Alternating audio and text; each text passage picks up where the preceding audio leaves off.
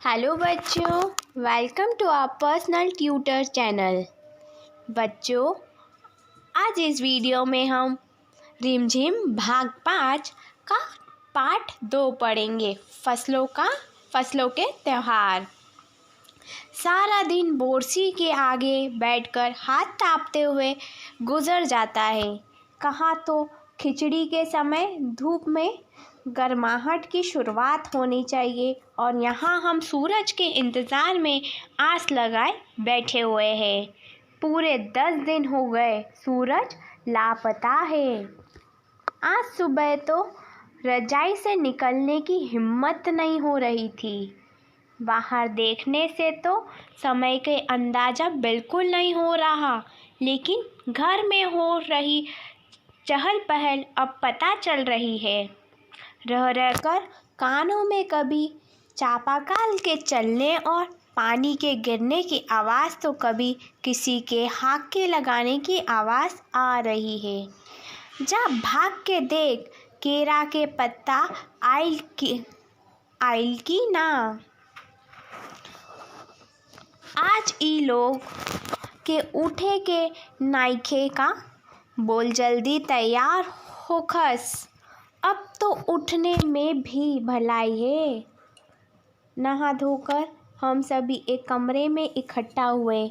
दादा और चाचा ने क्या सफ़ेद चमकदार मार लगी धोती और कुर्ता पहना हुआ है। खिचड़ी में ऐसन ठाठ हम पहले कब्बो ना दे नी सारी दे कना देता। पापा ने कहा शायद आज धोती में उन्हें ठंड कुछ ज़्यादा लग रही है।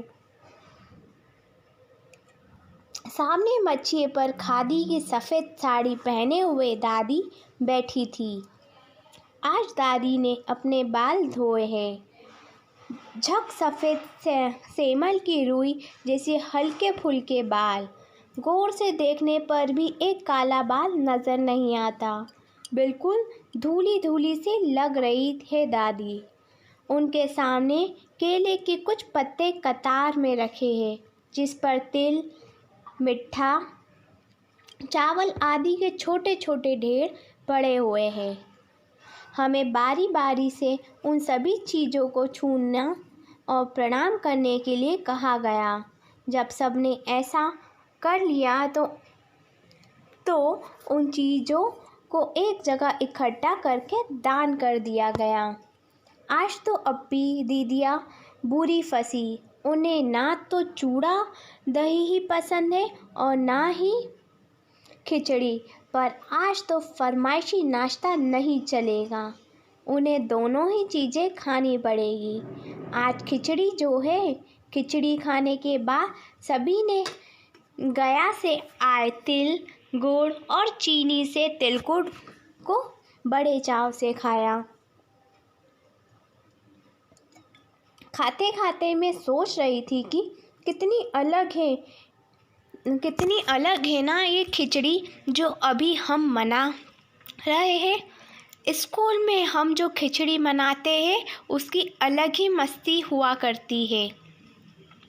छुट्टी का दिन, नाव में बैठकर गंगा नदी की सैर और फिर टापू पर बालू में दौड़ते हुए पतंग उड़ाना की कोशिश करना, कितना मज़ा आता था।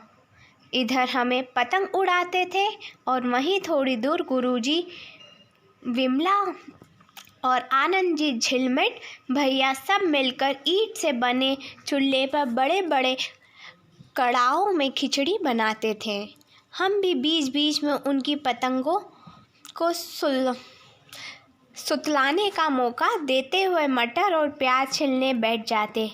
वैसे खिचड़ी फिर दोबारा खाने को नहीं मिलती। वाकई ढंग कैसे भी हो, पर है ये खुशी का त्यौहार। जनवरी माह के मध्य में भारत के लगभग सभी प्रांतों में फसलों से जुड़ा कोई ना कोई त्यौहार मनाया जाता है। कोई फसलों के तैयार हो जाने पर खुशी बांटता है, तो कोई लोग इस उम्मीद में खुश होते हैं कि अब पाला कम होगा। सूरज की गर्मी बढ़ने से खेतों में खड़ी फसल तेज़ी से बढ़ेगी। सभी प्रांतों और इलाकों का अपना रंग और अपना ढंग नज़र आता है। इस दिन सब लोग अच्छी पैदावार की उम्मीद और फसलों के घर में आने की खुशी का इजहार करते हैं। उत्तर प्रदेश, बिहार, मध्य प्रदेश में मकर संक्रांति या तिल संक्रांत, असम में बिहू, केरल में ओणम, तमिलनाडु में पोंगल, पंजाब में लोहड़ी, झारखंड में सरहुल, गुजरात में पतंग का गर्व सभी खेतों और फसलों से जुड़े त्यौहार हैं। इन्हें जनवरी के मध्य अप्रैल तक अलग अलग समय पर मनाया जाता है। झारखंड में सरहुल बड़े जोर शोर से के साथ मनाया जाता है। 4 दिनों तक इसका जश्न चलता रहता है। अलग अलग जनजातियाँ इसे अलग अलग समय में मनाती है।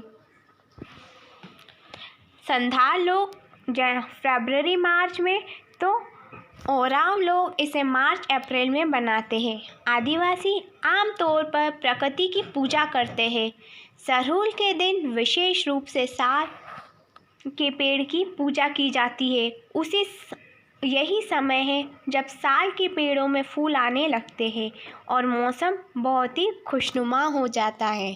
स्त्री पुरुष दोनों ही ढोल मंजीरे लेकर रात भर नाचते गाते हैं।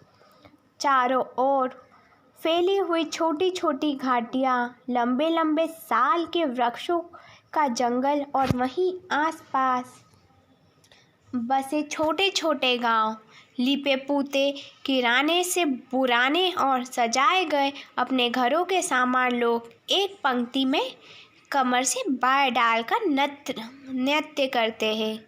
अगले दिन वे नृत्य करते हुए घर घर जाते हैं और फूलों के पौधे लगाते हैं। घर घर में चंदा मांगने की भी प्रथा है, पर चंदे में मालूम है कि क्या मांगते हैं? मुर्गा, चावल और मिश्री। फिर चलता है खाने पीने और खेलों का दौर। तीसरे दिन जाकर पूजा होती है, जिसके बाद लोग अपने कानों में सरई का फूल पहनते हैं। इसे दिन से वसंत ऋतु की शुरुआत मानी जाती है। धान की भी पूजा होती है। पूजा किए हुए आशीर्वादी धान अगली फसल में बोया जाता है। तमिलनाडु में मकर संक्रांति या फसलों से जुड़ा त्यौहार पोंगल के रूप में मनाया जाता है। इस दिन खरीफ के फसलें चावल, अरहर आदि काटकर घरों में पहुंचाती है। लोग नए धान कूटकर चावल निकालते हैं। हर घर में मिट्टी का नया मटका लगाया जाता है, जिसमें नए चावल, दूध और गुड़ डालकर उसे पकाने के लिए धूप में रख देते हैं। हल्दी शुभ मानी जाती है, इसलिए साबुत हल्दी को मटके के मुंह के चारों ओर बांध देते हैं। यह मटका दिन में 10:30-12 बजे तक धूप में रखा जाता है। जैसे ही दूध में उफान आता है, दूध चावल मटके से बाहर गिरने लगता है, तो पोंगल पोंगल पोंगल पोंगल खिचड़ी में उफान आ जाता है के स्वर सुनाई देते हैं। दूसरी ओर गुजरात में पतंगों के बिना तो मकर संक्रांति का जश्न अधूरा ही माना जाता है। इस दिन आसमान की ओर यदि नज़र उठाए तो शायद हर आकार और रूप रंग की पतंगे आकाश में लहराती हुई मिले। प्रत्येक गुजराती, चाहे वह किसी भी धर्म, जाति या आयु का हो, पतंग उड़ाता है। हजारों लाखों पतंगों से सूर्य भी ढकसा जाता है। कुमाऊं में मकर संक्रांति को घुघुतिया भी कहते हैं। इस दिन आटे और गुड़ को गूंथकर पकवान बनाए जाते हैं। इन पकवानों को तरह तरह के आकार दिए जाता है, जैसे डमरू, तलवार, दाड़िम का फूल आदि। पकवान को तलने के बाद एक माला में पिरोया जाता है। माला के बीच में संतरा और गन्ने की गिन्नियाँ पिरोई जाती है। यह काम बच्चे बहुत रुचि और उत्साह के साथ करते हैं। सुबह बच्चों को माला दी जाती है। बहुत ठंड के कारण पक्षी पहाड़ों से चले जाते हैं। उन्हें बुलाने के लिए बच्चे इस माला से पकवान तोड़ तोड़ कर पक्षियों को खिलाते और गाते। कौआ आओ घुघुत आओ, ले कौआ बड़ो, मके दे जा सोने का घड़ो, खा ले पूरी मके दे जा सोने की छुरी। इसके साथ ही जिस चीज़ की कामना हो वो मांगते हैं। है ना कितना अलग अंदाज मकर संक्रांति को मनाने के। कहीं दूध चावल और गुड़ की खीर बनती है तो कहीं 5 प्रकार के नए अनाज की खिचड़ी बनाता है। कहीं कहीं लोग का सैलाब नदी में स्नान के लिए उमड़ पड़ता है। लोग ठंड में ठिठुरते रहते पर बर्फीले पानी में कम से कम एक डुबकी तो ज़रूर लगाएंगे। हाल यह होता कि इन जगहों पर तिल रखने की भी जगह न होती। तिल से याद आया, मकर संक्रांति के दिन पानी में तिल डालकर स्नान करना, तिल दान करना, आग में तिल डालना, तिल के पकवान बनाकर विशेष महत्व रखता है।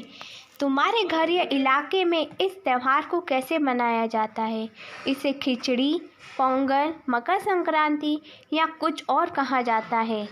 यह तुम फसलों से जुड़े कोई और त्यौहार मनाई जाती है?